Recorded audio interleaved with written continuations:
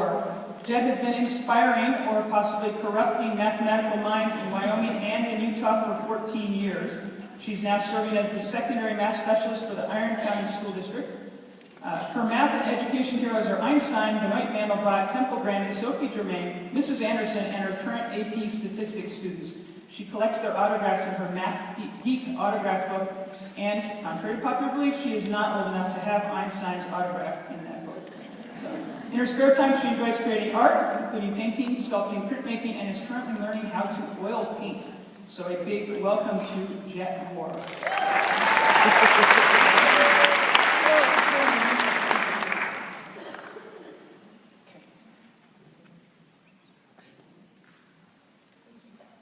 What am I really teaching my math students? Sometimes I wonder. The first day of school, brand new school, first period, 9th grader with his safety scissors says, "What, we aren't old enough to have real scissors?" Just as he cuts his bottom lip in half. And I have to make my first incident report. So this is the story of how I'm a blooming idiot. And I'm case in point. The lesson is going really well, and my dog, Tuesday, decides to follow me to school. Bethany shows up in my classroom. She said, "Mrs. Ward, Tuesday came to shop class. Now she decided to visit you in math. You want that I should take her home?" What do you think? So, hang on. I'm teaching my 9th grade students. Mr. Beck, my principal in Wyoming, is watching me, observing me, and I think things are going pretty good, and then I hear a little, my nylons snap. They go to my knees. And I think, oh, this is okay. I have a long skirt on. Walking around, doing my thing. They roll to my ankles. I make a beeline to behind my podium, and that's where I stay. So, yes, I like to think of myself as a rigorous teacher. And I handed out what I thought was a very rigorous test. And the students were working really hard. It was really quiet. No one was asking questions. And I didn't think anything of it. They finished early. And that still didn't click with me. And then someone raised their hand and said, "Mrs. Ward, did you know that you handed out that answer key with the test?" So that little voice in the back of your head that says, "Don't do that," well, I don't listen. And Mr. Wilcox came across the hall and said, "Let's take our 42 7th graders to Mini Mart to buy them a Slurpee to celebrate benchmarks." So 42 7th graders, Mini Mart, Slurpees. I look out the front window. Where do you hide 42 7th graders in Mini Mart? The superintendent's out front buying gas. So, yeah. Oh my. We're having a great conversation in class, having a great lesson. But I am an idiot, and I keep writing the incorrect number on the board, like for the 3rd time. Finally, I erase it, frustrated, and just say it for me. Cody Tullis raises his hand and says, "Damn it to hell." That is not what I wanted to say. So, in my school, bathroom time is really hard to find time to utilize. Besides, the bathroom is located 1.5 miles away in Texas. So, on my way there, in my spare time, I see I'm not going to make it, and I dove into the boys' bathroom. The janitor walks in, sees pink toenails under the stall, runs out screaming. That's me. So, one time, I lost my class. No, really, I lost 32 9th graders. The bell rang, and I have no class. I go and run to my computer as fast as I can. Did I screw up on the schedule again? Because, of course, I'm an idiot, and I do. And then my blood pressure is up, and I can't find them. And then I hear a little giggle. I run around the corner, and there are 32 pairs of eyeballs looking at me from the janitor's closet. Happy April Fools, Mrs. Ward. So, have you ever tried to power through a day when you don't feel so swift at school? Well, I do too. And I was trying to make it to Texas, the bathroom, as fast as I could. and I saw the janitor's closet, saw the drain. Then I used the hose, cleaned the drain, washed my mouth out, walked back into class. You don't feel so good, Mrs. Ward, do you? No, we could tell. We heard everything through the vent. So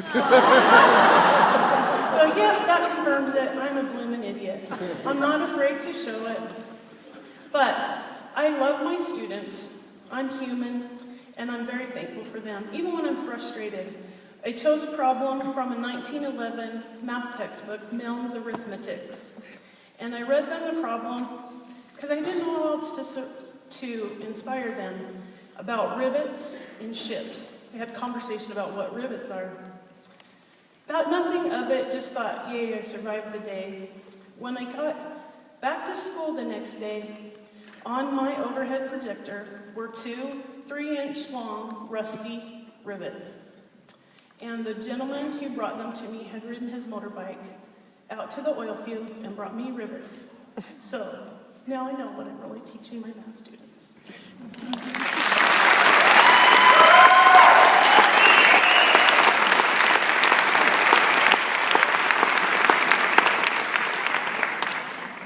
All right, our next speaker is Doug Corey. Doug is an associate professor at Brigham Young and a former vice president of this august institution. So maybe he wants to do it again sometime. His research focuses on understanding high-quality mathematics instruction, and he's been studying Japanese teachers and teacher education to get insight about quality mathematics instruction. He is married and he has 8 kids, all of whom are girls, but 7.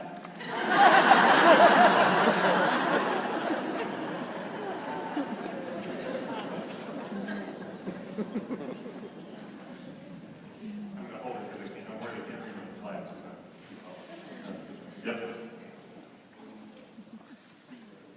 She's not good. What did the 0 say to the 8? Nice belt. What did the farmer learn about in trig class? He learned all about swine and coastline. Anyone else got any good math jokes?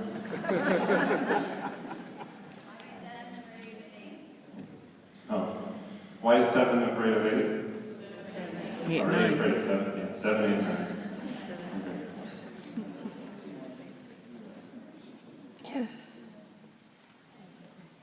Okay, so we know that on average we fall behind our East Asian peers on international assessments. And I hear a lot that that's okay because our top students are the top in the world. Well, is that really true? I tried to do some research to find out, started looking at international assessments. You can see up here, our top students are actually just barely above average of these top 5 countries or so. Their top students are killing us. This is from the TIMSS. On the PISA exam, which is taken by 15-year-olds across the world, this is not scores, but the percentage of people at the top levels. Top 2 levels, we have, what, 8%? They've got 25, 30, 40% of their students are scoring at these top levels. So does this slaughtering on these tests translate to a slaughtering in the marketplace and competitive skills later on? What's happening when these top students of theirs are hitting these marketplaces and getting jobs and now competing against ours 10 years later? So I've been trying to do some research, just looking up, talking to people, reading what I can, find out what's happening when these top students reach the job market. Mostly in the STEM fields, some business, some in the health fields.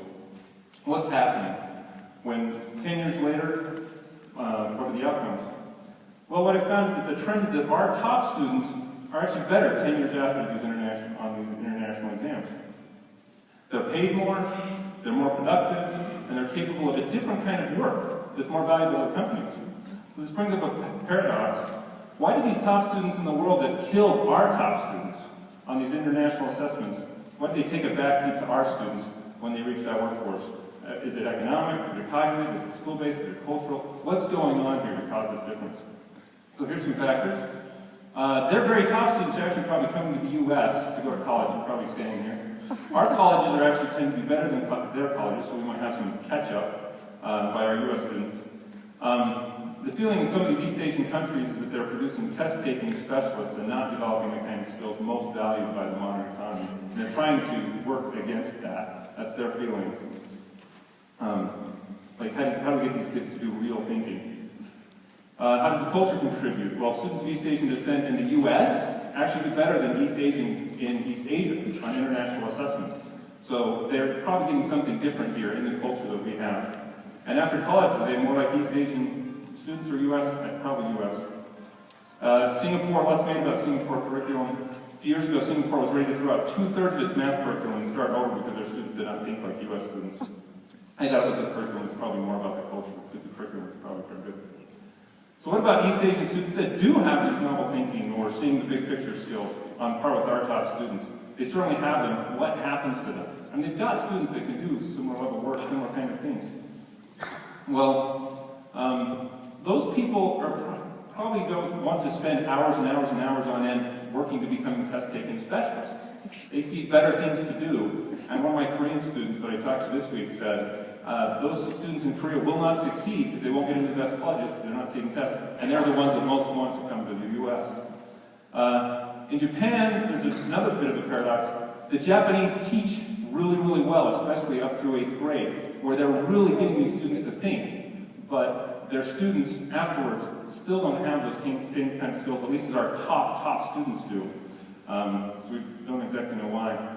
So what about the U.S. culture? What is it that fosters our independence and this creativity, or whatever you want to call it? What is it that makes this novel thinking that our top students can have?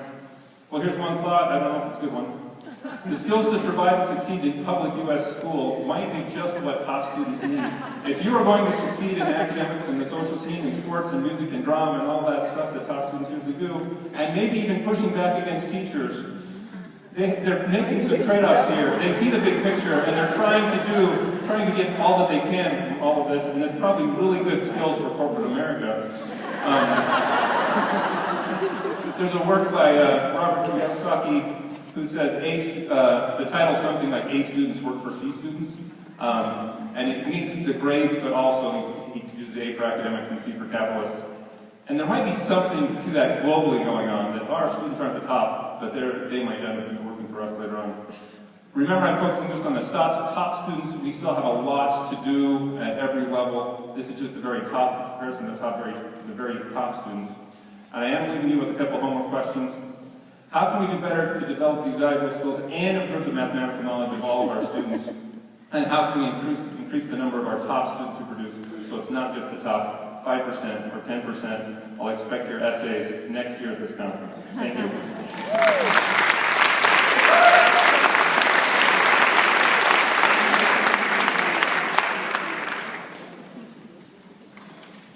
Does this look like the funnest thing ever to do? Don't you want to do this, right? Just talk to Jolie.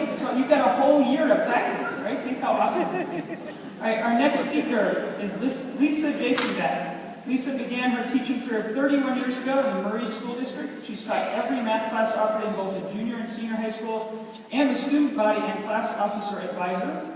After 19 years in Murray, Lisa moved to the Davis School District's curriculum department. She was the math supervisor and was a member of the committee that rewrote the math standards in 2007.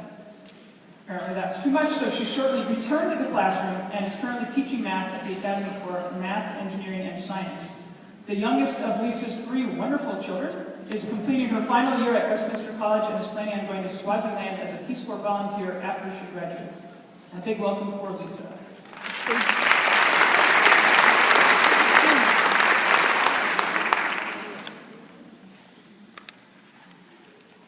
So last week I had the greatest day ever. It was a yin-yang kind of day. The best of days and the worst of days. It started out like this. Perfect class. You know, the kind of class that we all thought we were going to have all our career? As it turned out, it was that kind of class where, as the bell rang, my students came in and it was perfect. It was the kind of day in which the heavens opened and the angels sang. So we started out. I said, okay guys, let's get to, and realized that they were all ready to go. So we had, every kid had their homework. Honestly, every kid had their homework done.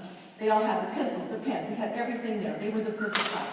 I was getting ready to give them their assignment, and everything worked beautifully. So I said, okay, perfect class, this is what we're going to do. I'm going to give you a quadratic equation. And I want you to prepare a beautiful poster to tell us everything you know about this particular quadratic equation.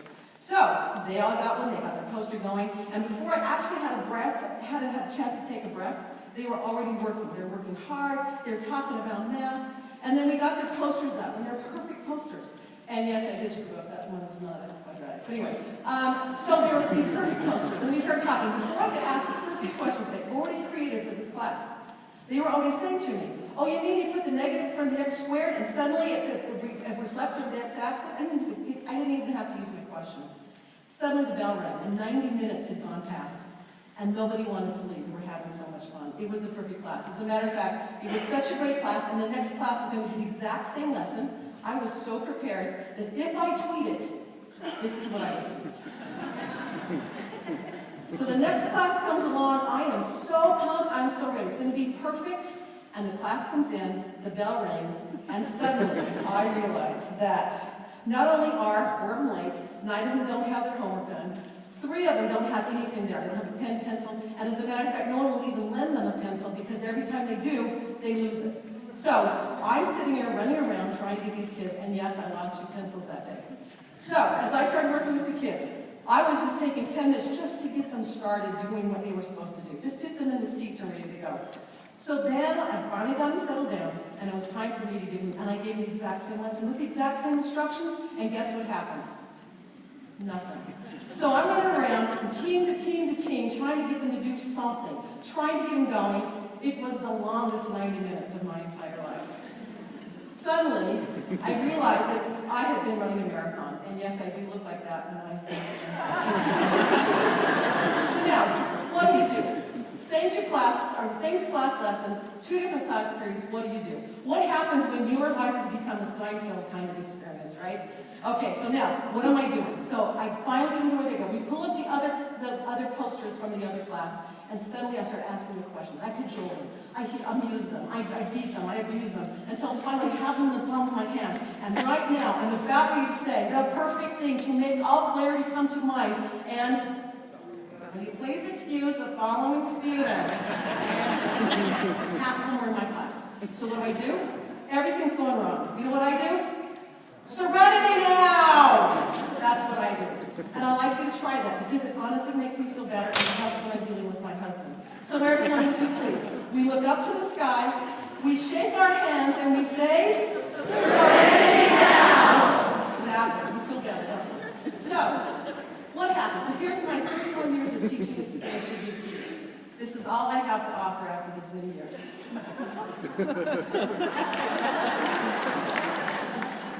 Give us the serenity to accept that which is us, the courage to change that what we can, and the wisdom to know the difference between the 2. Honestly.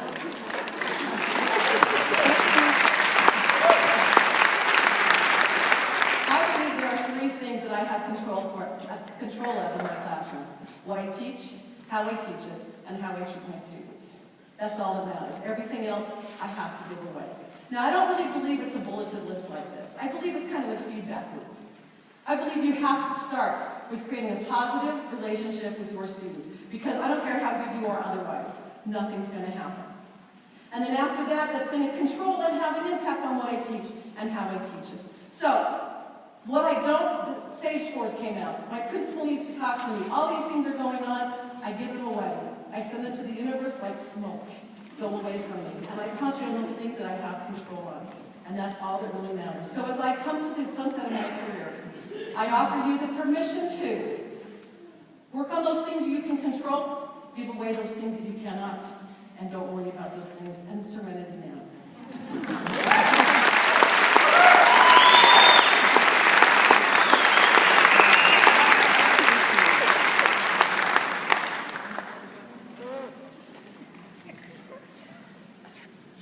Our next speaker is Zetkalich.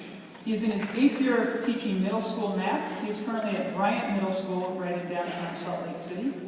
He loves to take boring math problems and transform them, I do math for a living, right? Transform them into active, engaging math lessons.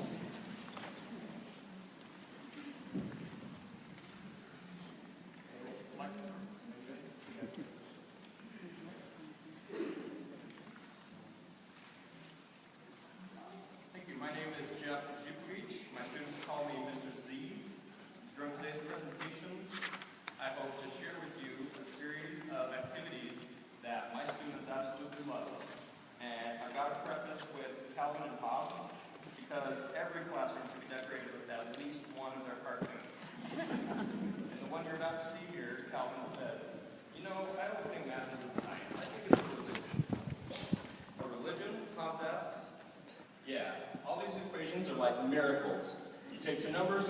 them, they magically become one new number. No one can say how it happens. I'm thinking this is an accurate depiction of how our students feel because the problems we often give them have nothing to do with them. I'm sure you'll recognize, this presentation will reference a conventional textbook-style function, show how to replace the problem with an engaging activity, and preview some lessons that could spring from our engaging activity. Surely you'll recall a problem similar to this from your textbook. Achilles began walking from a point 32 meters north of some landmark that 13-year-olds cannot possibly care about. Achilles then walked north at a rate of 2.4 meters per second. How do we know his walking rate already? Well, his shoes came with a speedometer. Well, we can turn this problem into something that all teenagers do care about. Can you guess what that is? Themselves. But it works though, because when kids race against each other, they move at a relatively constant rate. Here's a clip showing some of my students during our racing day. Some of them hop on one foot, others run backwards. This ensures that we wind up with different rates. It also makes the activity a lot more fun and memorable. One student asked if he could run like a bear. I let him give it a shot, and that class is still laughing about it today. For the mathematics we'll be doing later, those are kids yelling, we're going to need different y-intercepts, so we give some kids a head start. The faster kids start underneath the soccer goal post, which is our 0 point. After the race, we measure how far the hoppers manage to move. Not often enough in a mathematics classroom do students get the opportunity to physically measure something. Right? We don't give them an opportunity enough, do we? Okay? So we've got this information logged. We've got to save it so we can use these numbers for 100 different questions later. We can connect to almost half the objectives in the 7th grade core. Find Malik's average speed. Determine whether Andrea G's table shows a proportional relationship between time and distance. We can connect to even more objectives in 8th grade. This year, I gave my 8th graders a series of equations with variables on both sides, like we always do. But since these equations will tell Joseph what time he caught up with Gustavo, you can bet he solved it correctly. In 2nd term, we graph functions and analyze them, so we get that running data back out again. 7th graders can use their graph to find a student's constant of proportionality and realize this is just a really complicated way to say speed. 8th grade used splines for 2 different students to naturally create a system of equations. We can also have very tangible answers to questions like, what does the y-intercept of Lazaro's line represent? Well, the kids will tell you, that's how much of a head start he got. Of course, one activity isn't enough for a thorough understanding of functions, so next we'll go for a totally separate context. But the key is we still try to make it about them. Maybe their speed at completing multiplication tables. So, how does it work? Is this one of those activities that winds up impossibly problematic in a real room with attention deficit 13-year-olds? I can assure you that students are asking important questions that relate to our core. In the spring, my students write a summary of what they remember from the whole year. Every year, without fail, at least half the responses tell me that these activities were their favorite from the whole year. On the next slide is a sampling from some of my kids' letters. One student told me, I liked when the math was about us and things that we did, like running outside. My favorite was when we made dot plots about people we've had a crush on. This year I can finally understand how math can get used. I mean, you can do stuff besides just in the math class. So, I've got lesson plans available at mrzgreatmathlessons.weebly.com. Whether or not you happen to go outside and run, the real secret is just to give students math that's about themselves. Thank you.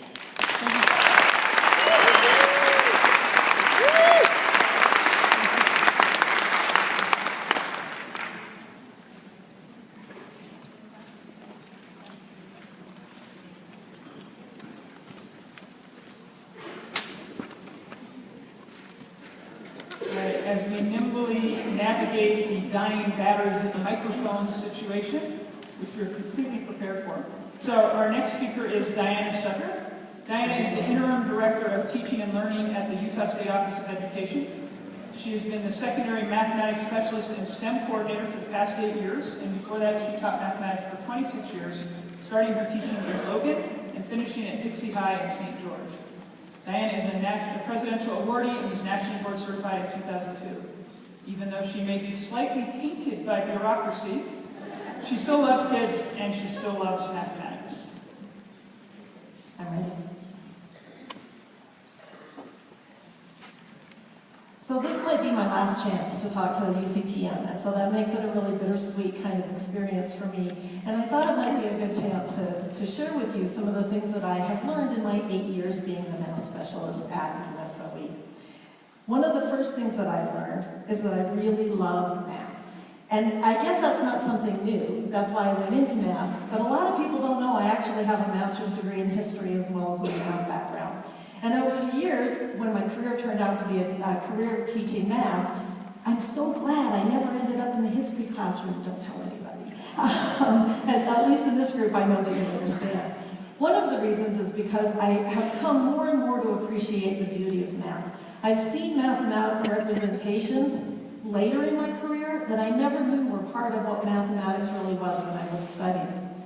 And I've also learned that math is a ton of fun. So we've heard some other teachers talk about how fun it is. My Pinterest board is full of math jokes. How many math jokes have we just seen? Math is just so exciting that you never really get tired of it. I also know, how many of you are middle school teachers? Middle school is where it's at. About half of my teaching career I was in middle school. And every single day in middle school, I left laughing because there's always so much entertainment. But it's also the place where we really hook kids into wanting to pursue math. And then high school becomes so important. High school teachers, yay. We're still working on high school, and I really commend the hard work that you high school teachers have done as we've changed the core in the last couple of years, because we're working so hard to get it right. Yes, this is me in 1985. So one of the things that I've learned, this is down at Dixie Middle, one of the things that I've learned is that nothing is going to stay the same. So when things change, like the Utah core, that's just one of the pieces that's going to keep on happening. When I was in the state office, 3 different cores. Now that we have Jolie in the state office, we'll see if she can keep things pinned down a little bit better. But someday, the core is going to change again. Just like the students change. Now that one picture is not one of my first years teaching. I did teach at START a long time ago. But the students have actually changed quite a lot. And when you think about the diversity in our classrooms, when you think about our language learners, when you think about the kinds of home lives that they have and the experiences that they have, especially with technology, we know that we can't keep teaching the way that we did in 1985. Something has to change. We need to embrace the kinds of technology that are available to us, enhance the mathematics curriculum that we're teaching for our students, and really make it a wonderful world. I've also learned that accountability is here to stay. So we wish school grading might go away. We wish that the accountability system were different. And guess what? It will be, because everything is always changing. But we know we're going to keep testing our students at the end of the year, and we know that we're going to be held accountable as teachers. A real key is professional learning. I have invested more and more in professional learning over the years because I know how important it is. And your new math specialist, Jolie, you see her up there, she knows how important it is too, and I know that that's something she's going to keep doing. Also, Utah teachers are awesome. Do a Google search on Utah teachers' images, and you'll get these pictures. And these are people I know. So I see Travis up there, and my good friend Chris Cunningham from Washington County. And then, I see there's a little change here in my PowerPoint. That you start as one word. There's a lot of support, even in the legislature, for mathematics in Utah. When you think about the millions of dollars that have been invested in STEM the last couple of years, when you think about the U-Star program, that gives us heart for the times when we have to face opposition. So you can see the people in green. I took those pictures outside of my front window in my office. There is opposition, and we're always going to be dealing with that. But we know how to do what's right, and by collaborating, we can make everything better. It's my friends in this audience who got me through some of those dark days when I thought we might lose the new core, and who said, hey, look what's going on in my classroom. And it's when you work together that you really can have a better world. Part of that working together is working on the national level. So this is a picture of the officers of the Association of State Supervisors in Mathematics. That's an organization I'm president of right now, and I've been able to bring lots of good stuff to Utah because of that collaboration. I've also learned that being with the math peeps is really the most fun. So I love it when groups come to the state office to work and I get a chance to be with them. And I love, the one picture there is at PCMI, working with students up at Park City last summer, and you can see Todd. I've also learned that teaching is something to treasure. You know, I had my 26 years in the classroom and I look back on them so fondly. We've heard from some math teachers today about the fun they're still having in their classroom, and it all goes by really, really fast. So really treasure that opportunity. And finally, UCTM is the best. I have been a member since the early 80s. It's a membership that I am going to keep as I move on to other things now. And I hope that you'll do the same because all my friends are here. Thanks.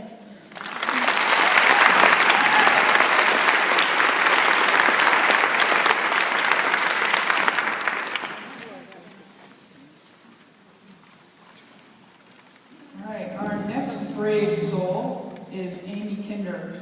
Amy has been the mathematics coach for the Salt Lake School District for the last 9 years. She's had the wonderful honor of being on the UCTM board representing 4th to 6th grade throughout the state of Utah for the past 2 years. She's committed to being a presence that ignites the learning of mathematics throughout Utah. And in case you haven't voted yet, I noticed that Amy's on the ballot, and perhaps you want to turn your ballot in. If she does a good job, then you know to vote for her. And this is a big chance, your last big election speech. Okay? Every day she has a laser focus on facilitating teachers and students in developing solid conceptual understanding of math with rich and engaging learning opportunities.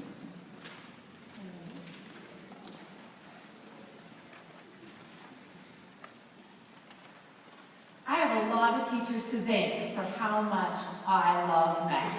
I love to do math. I love to solve math problems. I love to write math test questions. I love math tasks. I go to the grocery store and I'm like, I want to know about math.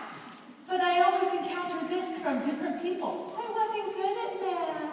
I was good at math until.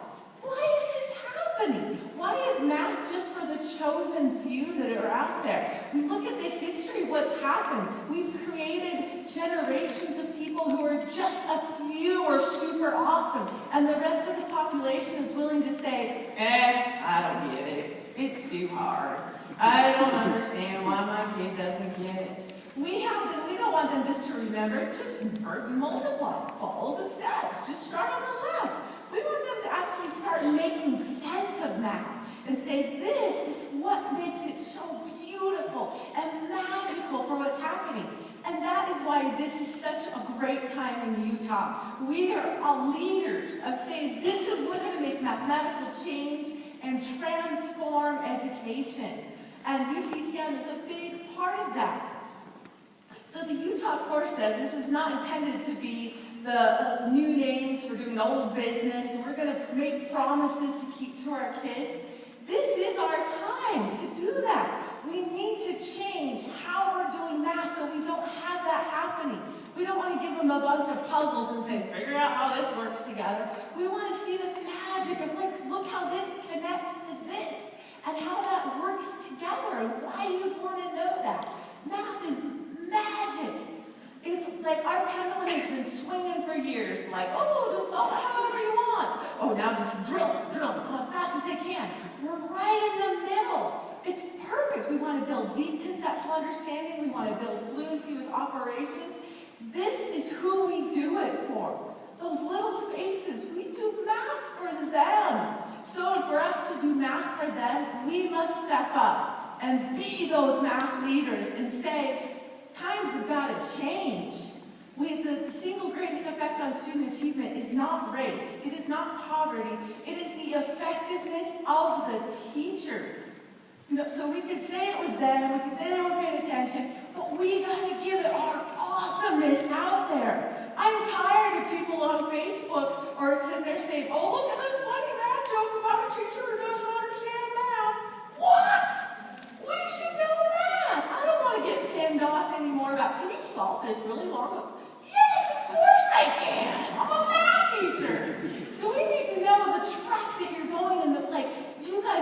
kids up that mountain with you, and not just the chosen few. You're putting 32 or 35 on your back, and you're carrying them with you up that mountain and saying, we're all going to make it. How will I know each student has learned?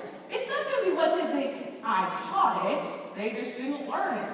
No, what did they learn? Where's our evidence? Where's our proof that says, I know they learned this because of this? Did we hear them talk? Because research says in the United States, we let them talk 1 time a week. 1 time. We need to give them more than 1 time to share their thinking, to speak this math language so they learn how to do it. They got to talk with their partners. They got to talk in small groups. They got to talk in whole class. I loved the speaker yesterday when he was talking about bringing it to grade level. Going there, it is so important to hear what they're saying so we know what they're thinking. And Einstein said it great. If you can't explain it simply, you do not understand it. I'm tired of, I kind of do it like this. I just did it in my head. I just solved it. Yeah, I just could figure it out. It's not okay. We have to not just give them one tool and say, here's our hammer. Here's the standard algorithm. Everyone will learn it. It was good enough for grandpa, good enough for granny, good enough for you. So we're going to hammer it into you. We have to say, no, a wrench might work, pliers might work, this tool might work. And we know if kids believe that they can do it, they'll come with you. If they think they can catch the bus, they will run for it. As you know, if you go to the bus stop and you see that bus and it's driving away, if you feel, I can catch it, you'll run. Celebrate your job. It is the best job in the entire world. Be proud to be a mathematician and say, this is awesome. Because if you don't believe your kids can do it, if you, the math experts, the leaders of mathematicians, don't say they can do the Utah core, who will believe? It's only you.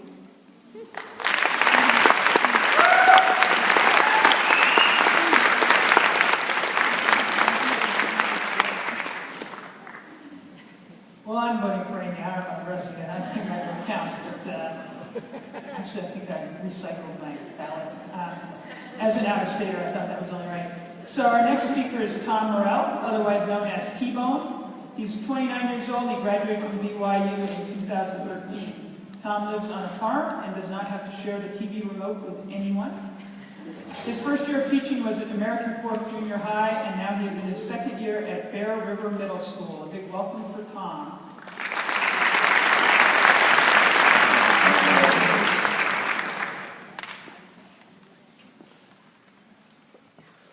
So no joke, when I was creating this presentation, I didn't even consider the fact that several of my professors are here, so this is really awkward, but these are the things that they did not teach me when I was in college. So Doug, and Scott, and Don, you did not teach me that I would not have homework after college. It has only just begun. The only difference now is instead of it being my grade that matters, if I don't get my homework done on time, it's going to be the kids' grades that matter, and their future, and they'll die in the streets or whatever if I can't get them to pass my class. It always seems also in my class that students will have internet access because they are on it all the time. Except for when they come to you between classes or when you're most busy, and then they ask you, what is my grade in your class?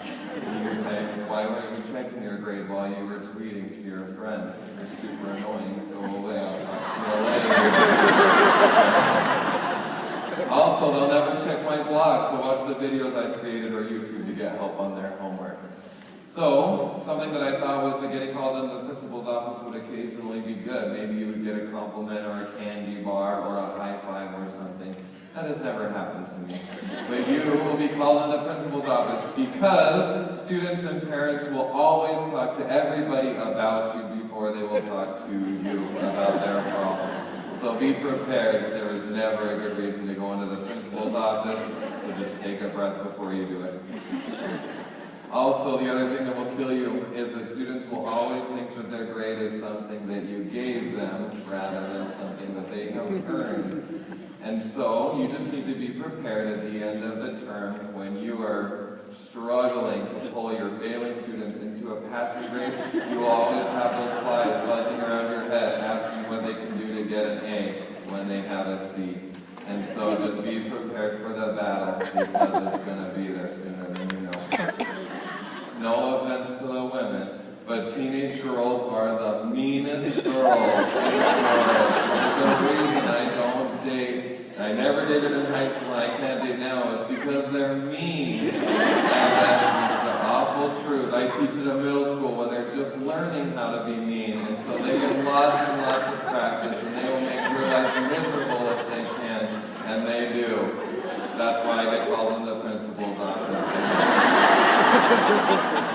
You have to prepare for your whole day before you walk into a faculty meeting, because you know better than anybody else that your principal is going to keep you tied to that chair up until the first bell rings.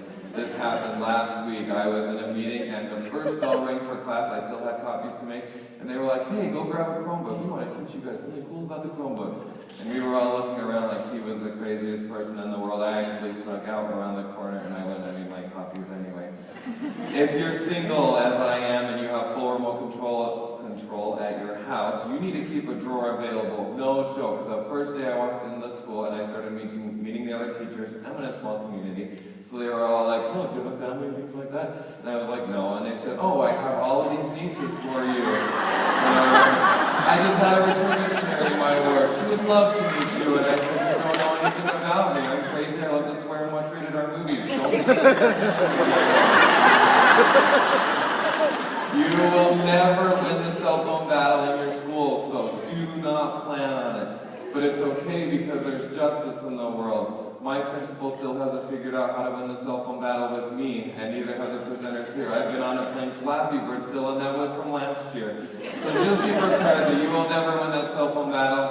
You can choose to pick your fights, but I use it as a gauge to figure out if I'm being boring or not. The more cell phones on the desks, the more I need to change the way I'm doing things. Never, ever ask students for a random number to solve a problem, because there are only 2 numbers that exist in middle school. I apologize for the offense that's about to happen.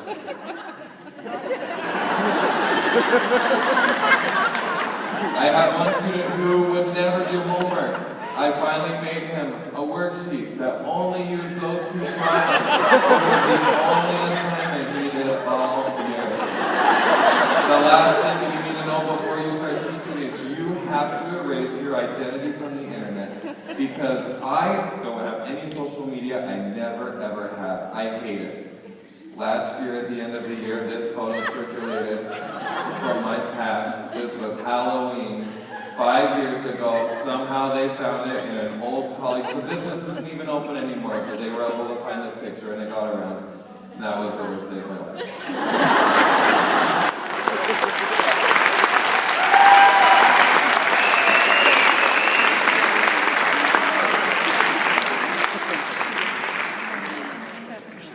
I'm sort of feeling we should just stop now and actually those were awesome. So I am your last speaker of the day, and I get an extra microphone.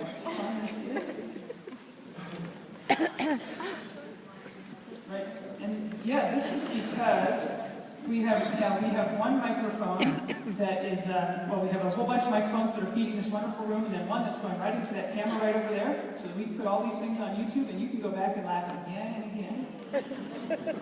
Because I'm sure you will. So, my name is Annie, and I work at the Math Forum at Drexel, and I have worked with a group of people at the Math Forum since I graduated from college in 1988. And I do all sorts of math and stuff, and I ride my bicycle wherever I can. But since I got volunteered for this job in the scene, I figured this is my big chance to tell the only joke that I really know. Okay? And get that wrong. All right. So, God calls up the Pope. He says, "I got good news, I got bad news." Pope's like, "What's the good news?" "I have decided that all of the world should be of one religion." Pope's like, "Awesome! Okay, this is great. Okay, what's the bad news?" "I'm calling from Utah." All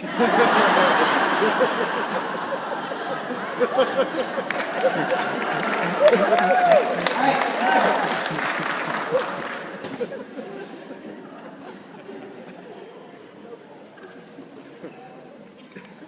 All right, so I wanted to talk about technology. Why should we bother with technology?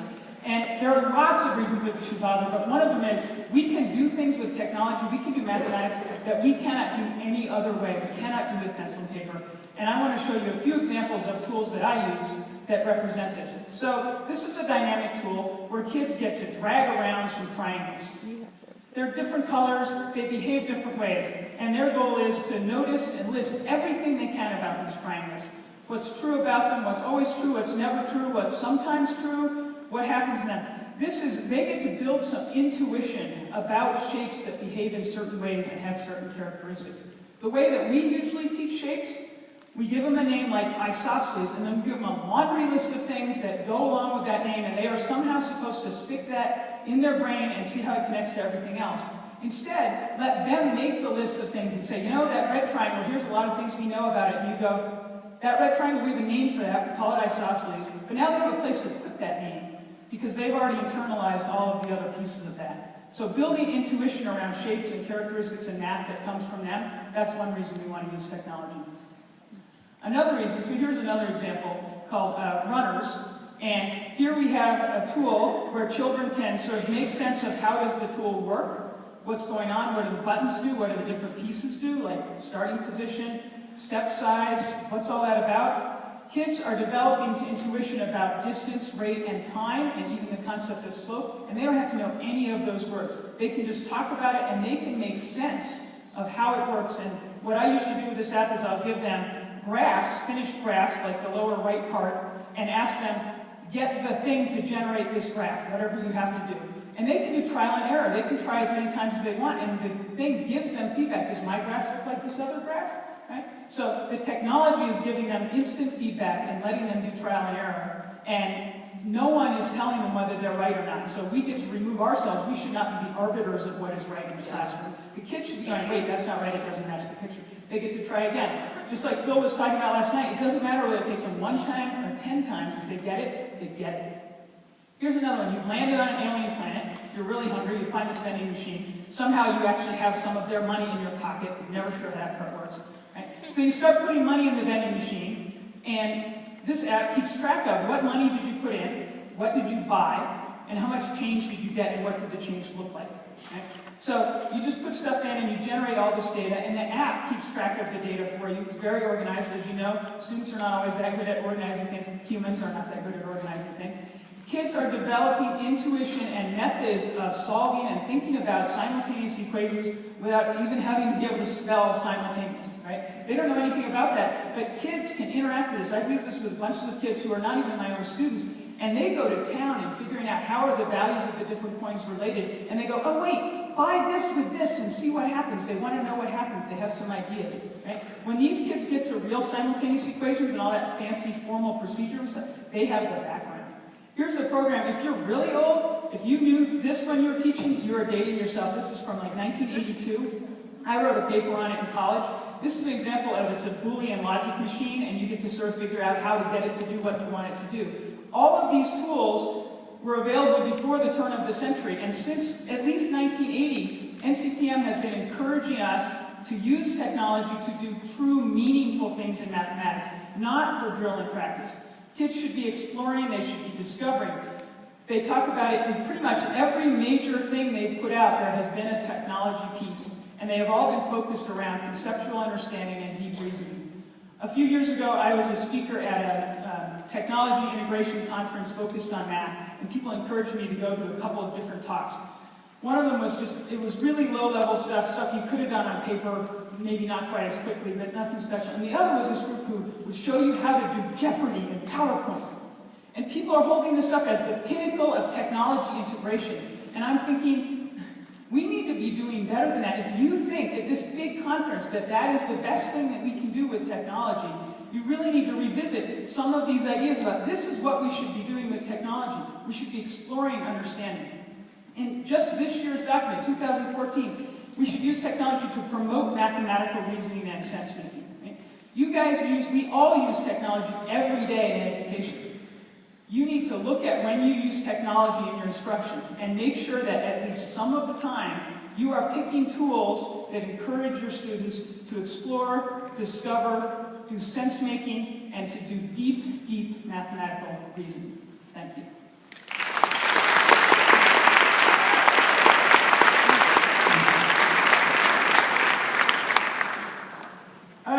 Annie, if you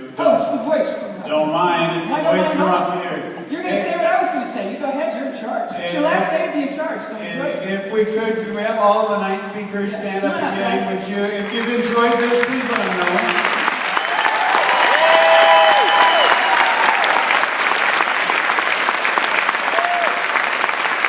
Thank you very much. We appreciate it. It is not an easy task to take the mic for 5 minutes and let the slides advance automatically.